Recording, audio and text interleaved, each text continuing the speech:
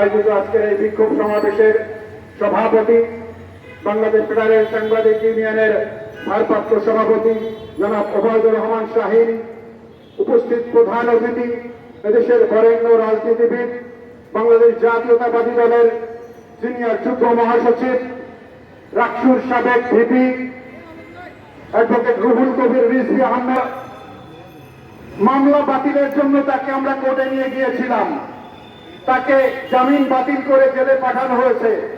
জেলে পাঠানোর পরে আইন উপদেষ্টা, ঢাকা বিশ্ববিদ্যালয়ের আইনের শিক্ষক জনাব আসিফ নজরুল সাহেব একটি ব্যাখ্যা দিয়েছেন।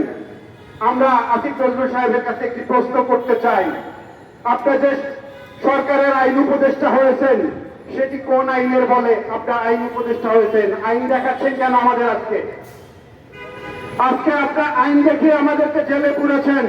আজকে মাহমুদুর রহমানের বিরুদ্ধে শতাধিক মামলা। এই বিপ্লবের পরে যে উপদেষ্টা পরিষদ গঠন হয়েছে, কথা ছিল যে নির্বাহী আদেশের মধ্য দিয়ে 2009 সালের পরে সাংবাদিকদের বিরুদ্ধে, রাজনৈতিক নেতৃবৃন্দের বিরুদ্ধে যতগুলো মিথ্যা মামলা হয়েছে, সব মিথ্যা মামলাকে প্রত্যাহার করা হবে। আপনি আইন দেখিয়ে আজকে মাহমুদুর রহমানকে জেলে পাঠিয়ে দিয়েছেন। আপনি কোন আইনের বলে আজকে সরকারের ক্ষমতায় বসছেন? আজকে আইন দেখাচ্ছেন কাদেরকে? আপনি আজকে মিথ্যা মামলা মাথায় নিয়ে রুহুল আমিন গাজীকে দুনিয়া থেকে বিদায় নিয়েছে। সে 1 বছর 7 মাস কারাবরণ করেছেন এই মিথ্যা মামলায়। তিনি দেখে যেতে পারেননি তার মামলাটি প্রত্যাহার হয়েছে। এই সরকার ক্ষমতায় এসছে গত 7ই অগাস্ট।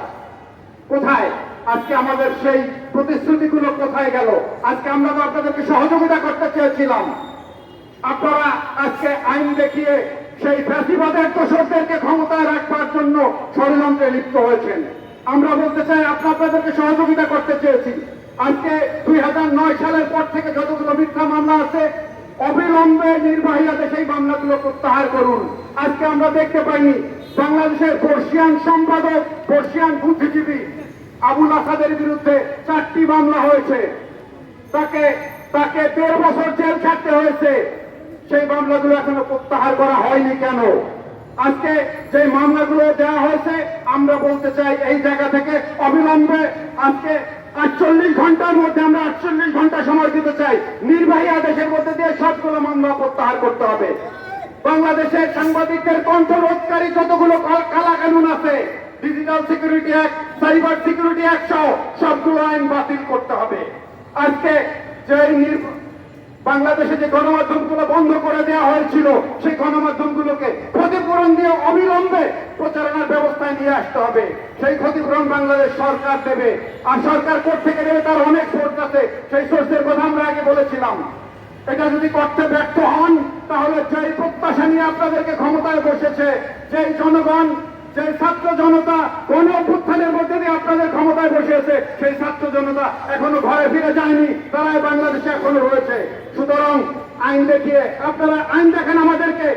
খুনিকে, একজন আওয়ামী ক্যাডারের খুনিকে নির্বাহী আদেশের বলে তার খুনের মামলা প্রত্যাহার করে তাকে হাইকোর্টের বিচারক নিয়োগ করা হয়েছিল। তিনি এখনো কিভাবে বিচারক হিসাবে হাইকোর্টে থাকেন, এটা আমরা জানতে চাই। সুতরাং আসুন, আমাদের দাবি যদি অবিলম্বে বাস্তবায়ন করা না হয়, এই আন্দোলন অব্যাহত থাকবে। আজকে সবাইকে আবারও ঢাকা সাংবাদিক ইউনিয়নের পক্ষ থেকে ধন্যবাদ জানিয়ে আমি আমার বক্তব্য শেষ করছি। বাংলাদেশ জিন্দাবাদ।